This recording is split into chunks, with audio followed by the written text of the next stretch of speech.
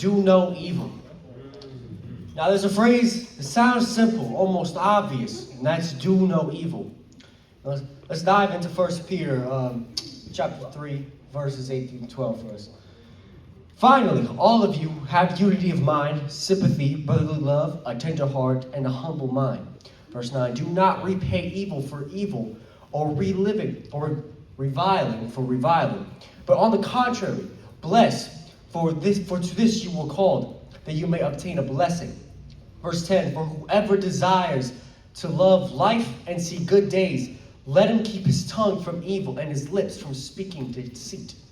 Verse 11, let him turn away from evil and do good. Let him seek peace and pursue it. For the eyes of the Lord are on the righteous, and his ears are open to their prayers. But the face of the Lord is against those who do evil.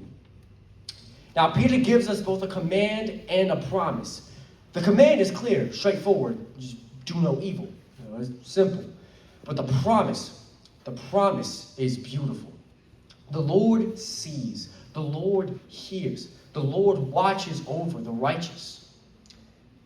I have 3 ways that we as followers can do no evil. Number 1, do no evil in your heart. Peter begins with attitudes. Be like-minded, sympathetic, loving, compassionate, humble. Evil doesn't start with actions. It starts in the heart. It starts with bitterness. It starts with pride, envy, coldness. You can smile at someone's face and still feel resentment towards them in your heart.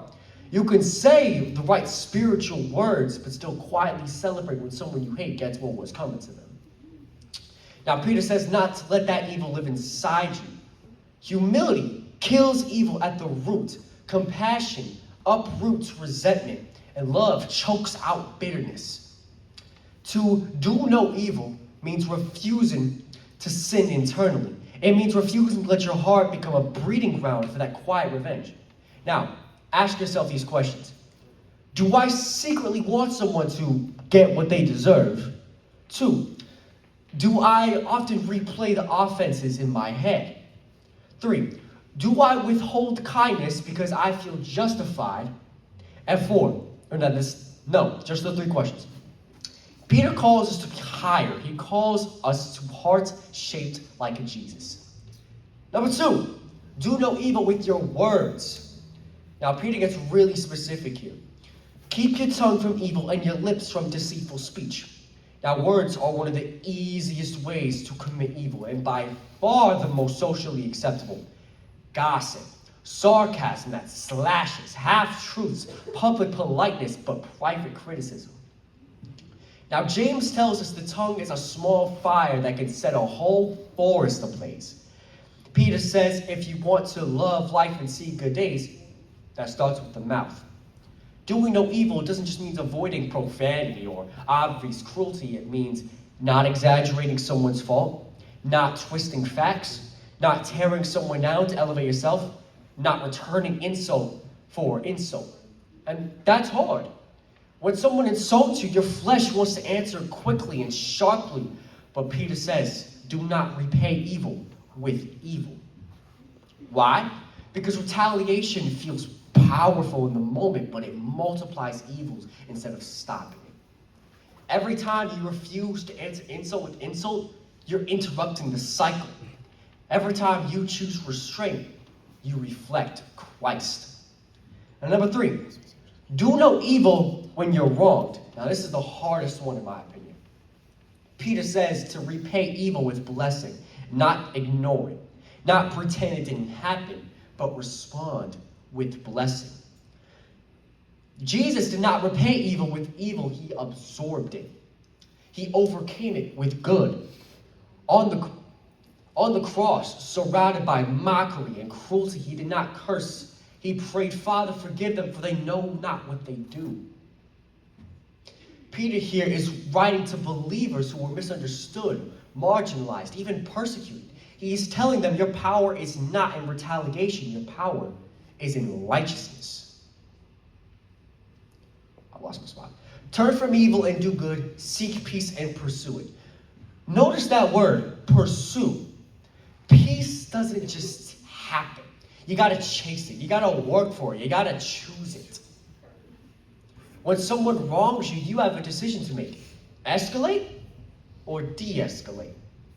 Mirror evil or model Christ. Strike back or bless. To do no evil is to trust that God is the ultimate judge. You don't have to avenge yourself because the eyes of the Lord are on the righteous.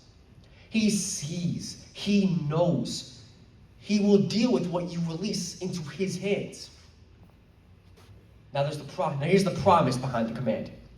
Peter doesn't just command, he encourages. The eyes of the Lord are on the righteous and his ears are attentive to their prayer.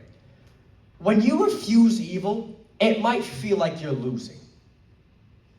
But when you stay silent instead of striking back, you might feel weak. When you bless instead of retaliate, it might feel unfair at times. But heaven sees. God is not blind to restraint. He is not deaf to quiet obedience. He is not indifferent to your integrity. Doing no evil is not passive. It is an active trust. That's good. It says, I trust God enough not to defend myself with sin.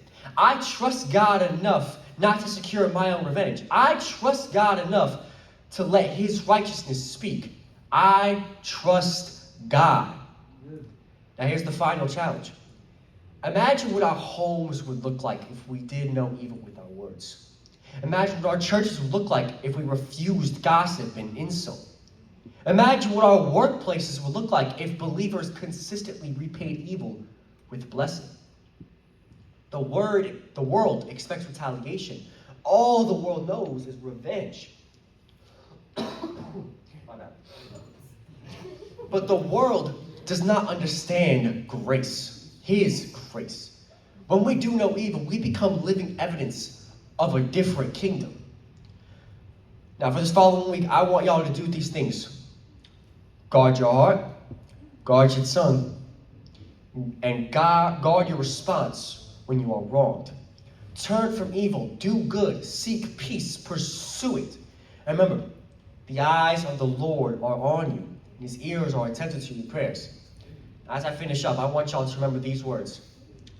Do no evil and overcome it with good. Amen.